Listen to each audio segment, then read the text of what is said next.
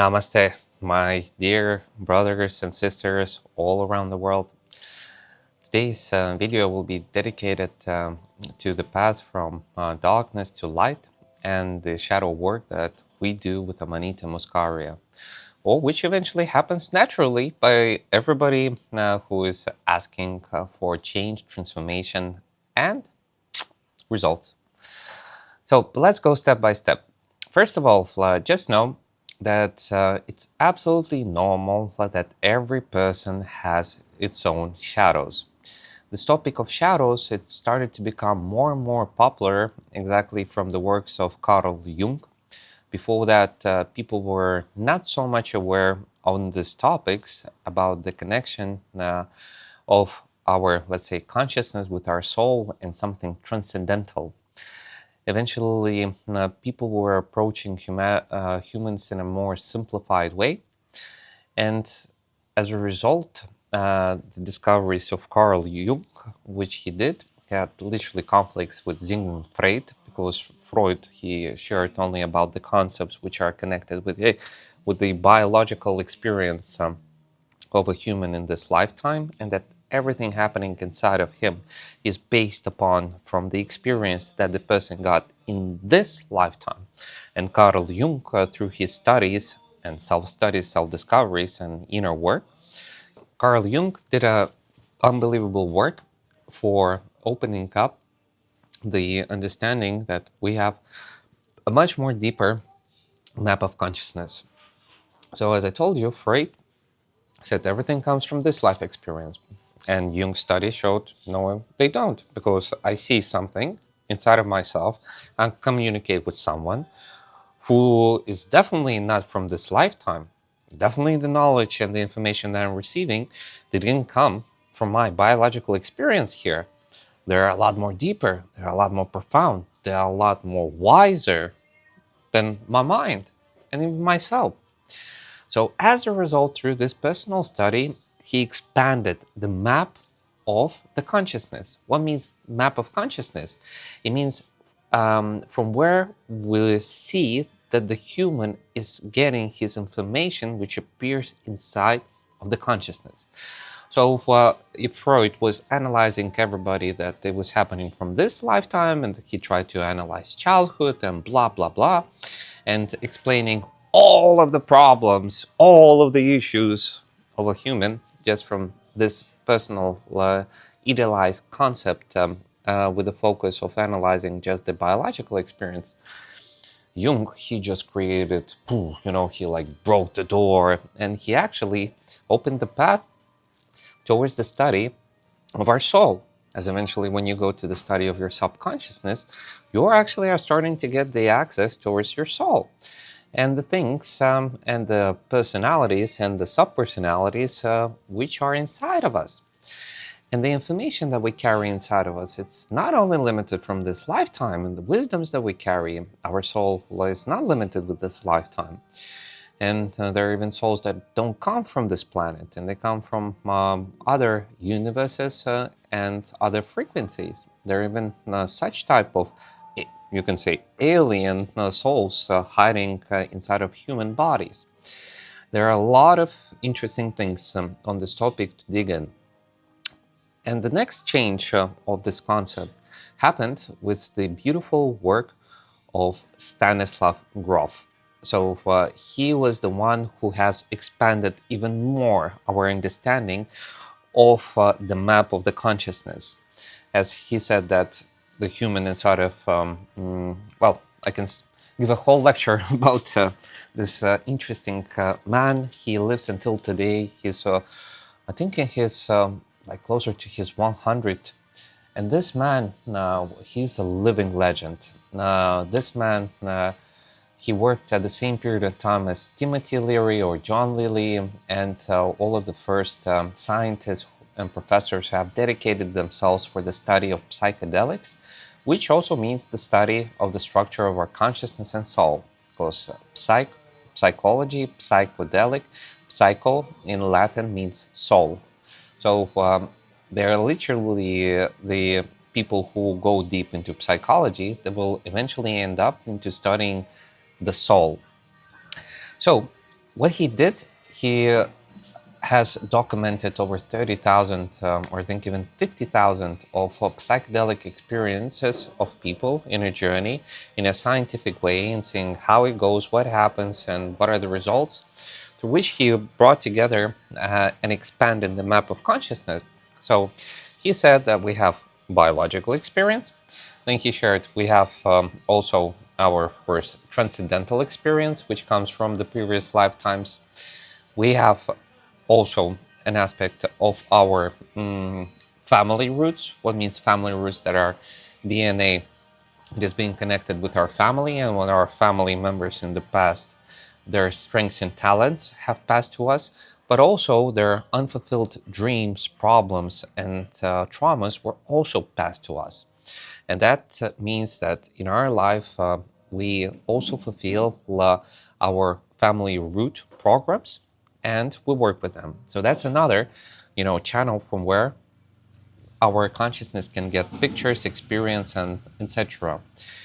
And he added the fourth one, and it's connected with that period in time when we are in the womb of the mother, which already creates the perinatal structure.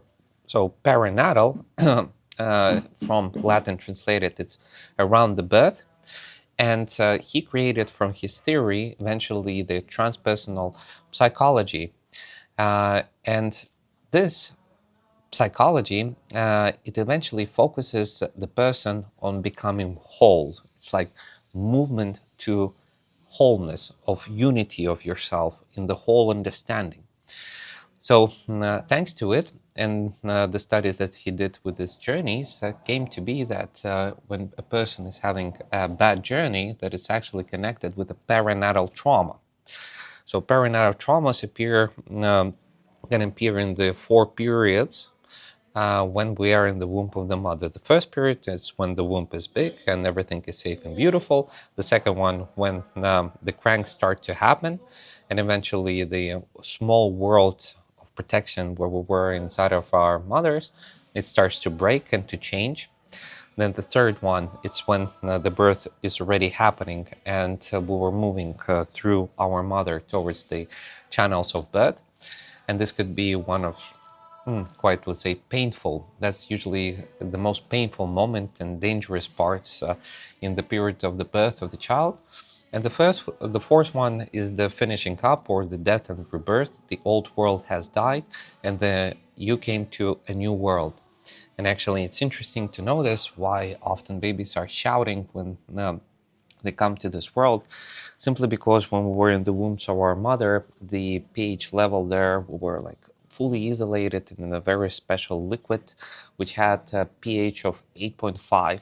And then our skin, before the moment we got born, never had experience of connecting with the fresh air and the air. And the first time our skin touches the air, it can be compared that your skin is being burned alive, like with a flamethrower. And a child feels all of the skin burning from the first connection with the oxygen. And through that comes such a natural desire of wanting to shout. So this is another important part that you need to know about the map of consciousness, because this map of consciousness, it exactly helps us to understand better where lies my shadow. From where can my shadows come? From where can come my programs or subpersonalities or material which rises inside of me? Because if it's in my DNA, if it's in my body, if it's in my structure, then eventually at some point it will reflect through me. And if I don't understand that I have this energy which is being like vibrating from the inside, which wants to come out, I might act unconsciously, and through that don't understand inside of my head that on one hand I want to create one reality, but actually the way that I express myself, the way that I act, the way I interact with others and reality is totally different. And through this, it often creates this inner disbalance through which a person, on one hand, inside of his head, he thinks, I'm doing so many things. But on the other hand, with this, let's say, shadows, he's destroying everything what she was creating. So for that reason, the only way how to change it is to become conscious and start to dive deep into your shadow. Shadow usually means what I don't see. So imagine that a horse, when they used to put on the horses the special on their eyes pieces of leather, that they would be looking Congolese straight, because if the horse and you're using it for bringing stuff, it doesn't have it, it kind of like look around, and through that lose the sight where actually I have to go. So in a very similar way, when we're starting when we're living, very often we don't see what is so close to us because we're focusing on something specific, and our mind very often doesn't want to see actually the whole reality around. You know, at some point somebody put it as this narrowing down vision, and nobody explained us that the world actually is so big and beautiful, and that actually all of this world, it's a mirror of my personal interaction with myself and with it. So it's important to take down the limitations and start to see your own shadows, start to see that how you act when you don't understand or when you don't notice. This can, to help to understand it, you can ask your close ones. Your close ones, your family, your close friends, your partner, they know very often much more better about your shadows than you know. And you can ask them, when do my shadows come out? How do they look like? What do I do? Or when do you feel discomforting? Or can you please remind me? So what happens with our shadows? One of the most important things which you have to know, that our close ones, they see them better. And it's very wise to ask them, what is the issue? How do they see? What did I say at that point and moment? Sometimes it's very valuable just to turn on a recorder when you're speaking under emotions and to record yourself. So to listen to yourself, because when you listen to yourself and what you say and how you act, you can quickly understand that this is not fully you. This is not who you are. And this is not, let's say, how you express yourself or that what you want to create inside of yourself. And through this, you start to become conscious about your shadows. Our close ones very nicely see them because they're the ones who interact with them the most.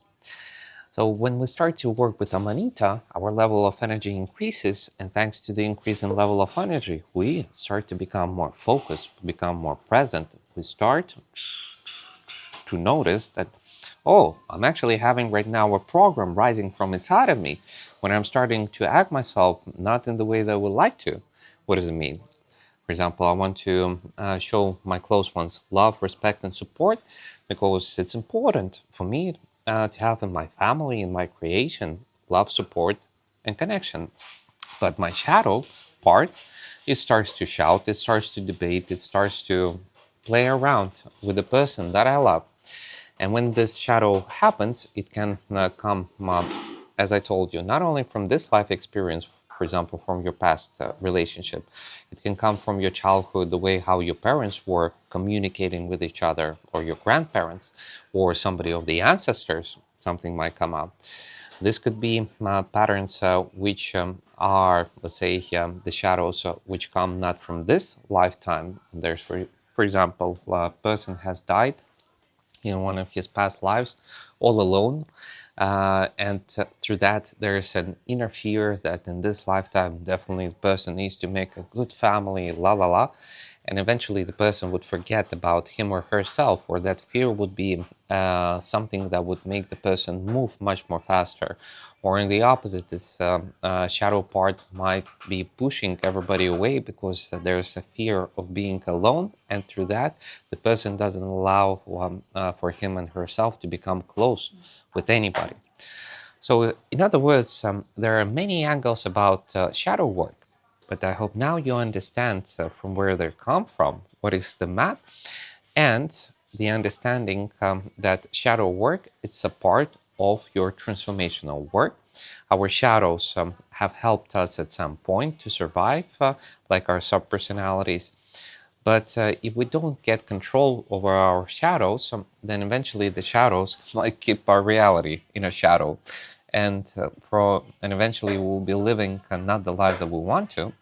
So yeah, it's just a natural part that to see your shadow parts, integrate them, know, remember from where they come from, and to, as I say, integrate them means connecting with them, noticing them, making a trustworthy relationship, then afterwards helping them to heal, filling them with love, taking away their responsibility and instruments, and then finally you can integrate them. And by doing this work with your shadows, you can eventually bring your wholeness back into yourself. And when you're whole, this means that you will finally be yourself. Be yourself, that the things that you feel inside with your soul, you'll be able to play it out. You will be able to express them. You will be able to feel that what you want to create in a beautiful way. So, in other words, when you'll be in the circle, in a close circle with your close ones, yeah. Oh, by the way, if you want to make a test of your good shadow work, call your parents, go and visit them. Because when you end up with your parents, that is the place where you can really see a lot of shadows and subpersonalities rising up. So let's make a wrap up. Shadow work is fundamental. When you start to use Amanita, your shadows will rise. Once you see your shadows, mark them down. Once you mark them down, understand them. Once you understand them, then go to the next step. Start to develop with them a relationship, noticing them, healing them, and then afterwards integrating them. This is part of the things and the work that I explain in details in the Amanita Muscaria course, where I already share specific methods how you can integrate subpersonalities, and that it wouldn't take many years, but actually you could do it through one good, let's say, session of work with yourself. So I hope that if you're experiencing issues in understanding yourself and you're working now with your shadows, that now you understand a little bit better from where they come from and why it is naturally that when you start to work with medicine plants and you rise your energy, material, yeah, our shadows would come out. Work with them, love them, integrate them, and by integrating them, you will finally become who you truly are inside of your soul. And the synchronicity of your expression and actions will be the same. And through that, your life will be just that what you asked for. So I hope this has helped, and I wish you much love, much blessings, and always in touch. Namaste.